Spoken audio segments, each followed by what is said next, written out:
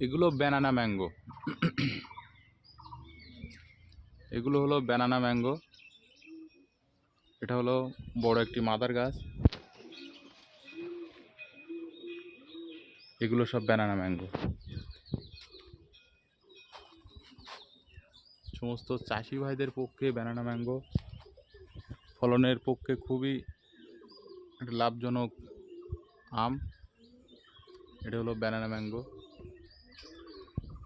যদি কারোর banana mango গাছ লাগে তাহলে আমাদের কন্ট্যাক্ট নম্বরে যোগাযোগ করলে আমরা দিতে পারবো।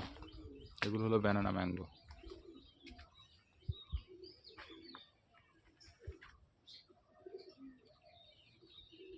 এটা একটি বড় মাদার গাছ।